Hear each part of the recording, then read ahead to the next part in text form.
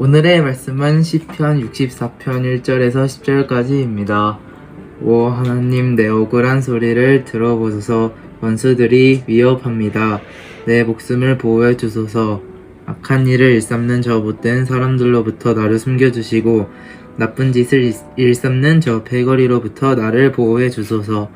그들의 혀는 날카로운 칼과 같고 그들의 말은 치명적인 화살과 같습니다. 그들은 숨어서 죄 없는 사람들을 향해 화살을 쏘아댑니다. 죄 없는 사람을 쏘고서도 두려워하지 않습니다. 그들은 서로 나쁜 짓을 하라고 부추깁니다. 그들은 숨겨놓은 덫에 대해 말합니다.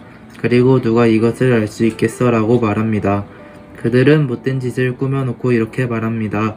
이것은 기막힌 생각이야. 사람의 마음과 생각은 정말로 알기가 힘듭니다. 그러나 하나님께서 그들을 향해 화살을 쏘심으로 그들이 갑작스레 맞아 고꾸라질 것입니다. 자기들이 내뱉은 말이 자기들에게 돌아갈 것입니다. 자신들이 던진 말에 스스로가 맞아 쓰러질 것입니다. 쓰러진 그들을 보는 사람들마다 모두 고개를 절레절레 흔들 것입니다. 그때는 사람들마다 하나님을 두려워할 것입니다. 하나님께서 하신 일을 널리 알리고 깊이 생각하게 될 것입니다. 의로운 사람들은 여호와 때문에 즐거워할 것입니다. 그들은 주께로 피할 것입니다. 마음이 올바른 사람들은 모두 주를 찬양하기 바랍니다. 아멘.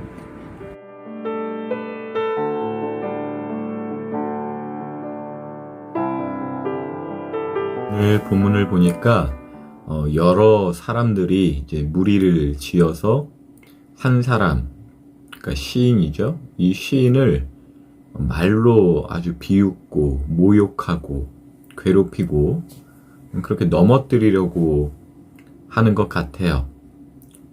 뭐 괜히 그럴까요? 시인이 뭐 잘못한 게 있나 봐요. 그렇죠?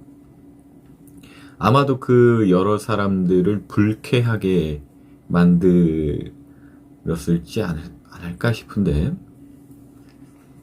그런데 이 시인은 다른 사람들을 다 불쾌하게 하였다 쳐도 하나님을 불쾌하게 만든 것은 아닌 것 같아요.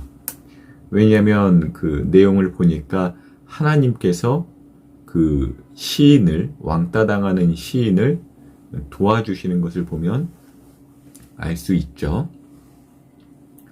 우리는 집단 속에서 살고 있습니다. 그러니까 학교에서든 교회에서든 여럿이라는 어떤 무리가 있죠. 그리고 그 무리에 끼지 못하면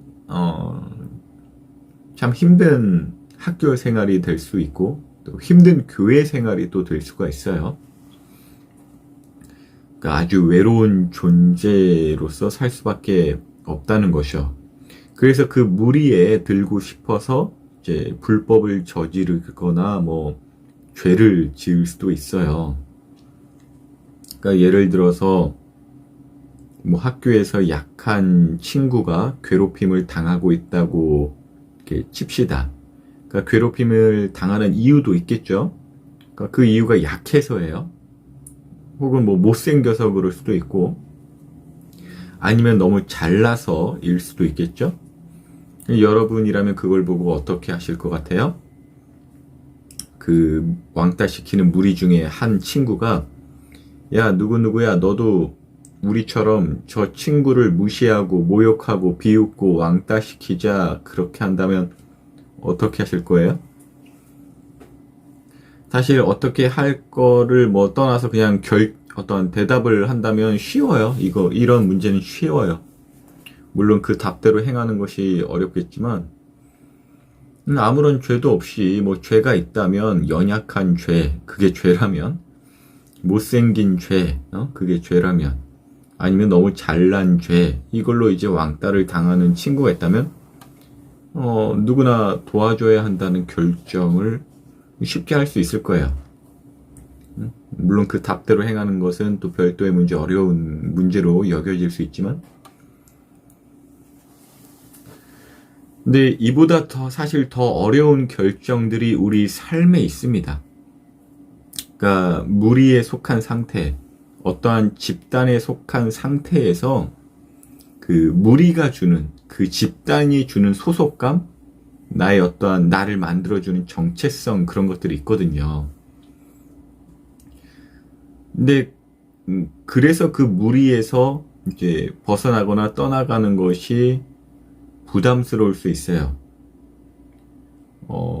이거는 여러분들이 공감이 조금은 어려울 수도 있는데, 이건 뭐 제목상이니까 나누는 건데, 이제 아빠들이 나중에 이제 은퇴를 하면은 참 힘들어합니다. 그러니까 회사라는 어떠한 그 집단과 무리 속에서 자신에게 주는 직함과 여러 정체성들이 있거든요.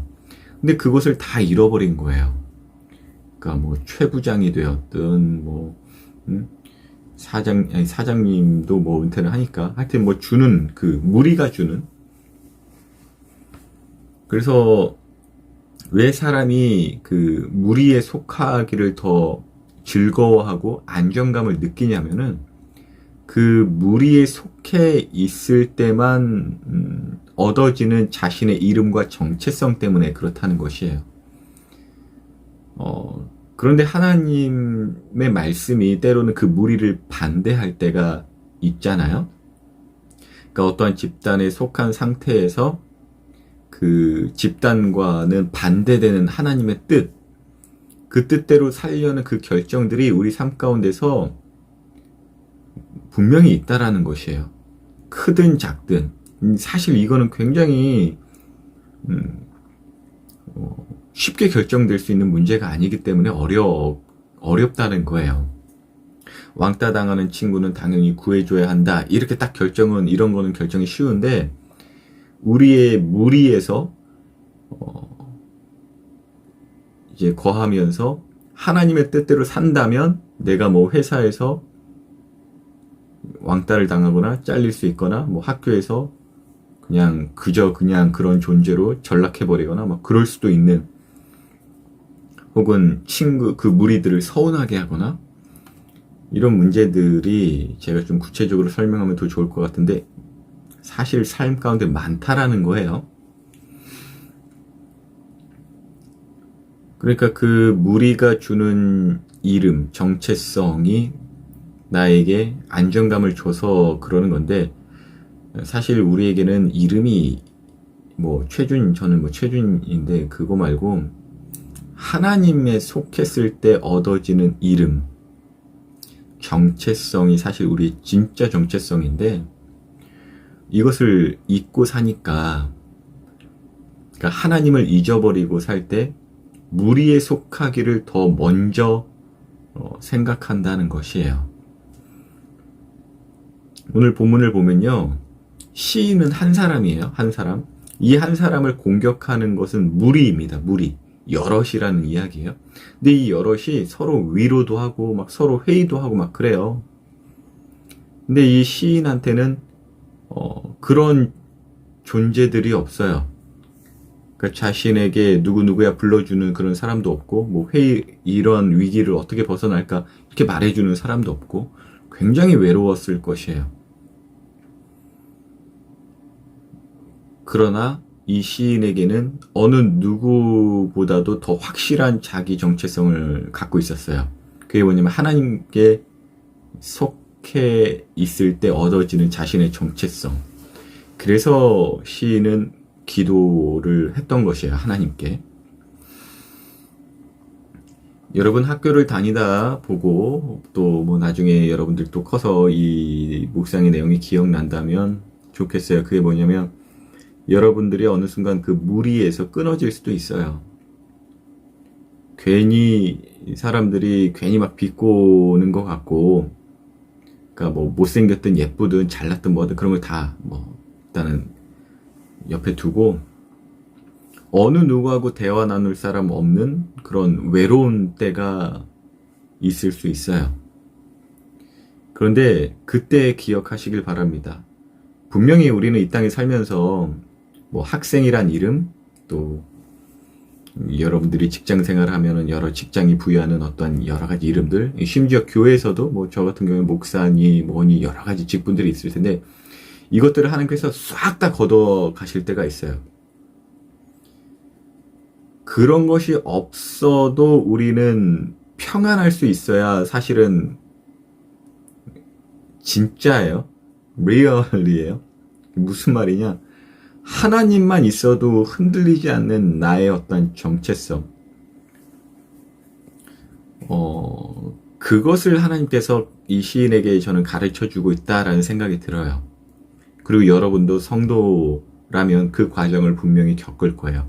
그리고 사실 우리 전체적인 모든 교회가 어떤 코로나라는 것 때문에 뭐 세상이 기존에 있던 질서들이나 여러 가지 것들이 막 없어진 것도 많고 뭐 새롭게 변화돼야 된다 막 그렇고 막 이거 교회가 만약에 없어지면 뭐 목사고 뭐고 그런 거 없는 거잖아요. 물론 교회는 영원합니다.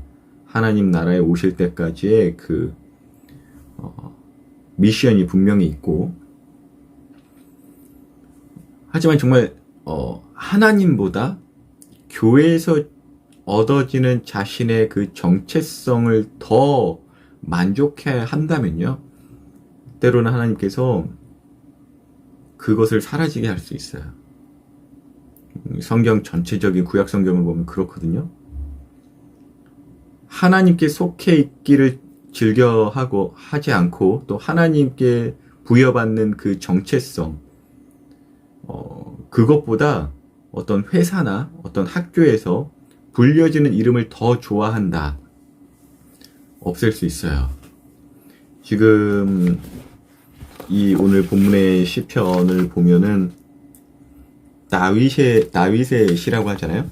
다윗은 분명히 왕으로 이제 하나님께서 기름을 부음 받았는데, 하나님은 지금 이 과정을 통해서 다윗에게 가르쳐 주고 싶은 게 있어요. 뭐냐면요, 너는 이스라엘이라는 그 족속과 나라 안에서의 그 왕, 부여된 이름, 그 왕 이름보다 하나님의 자녀라는 그 이름과 정체성을 더 기뻐해야 한다. 사실은 그것이 진짜이기 때문에. 그래서 다윗이 나 궁궐에서 사는 것보다 하나님 문지기로 하루 사는 게 더 낫다.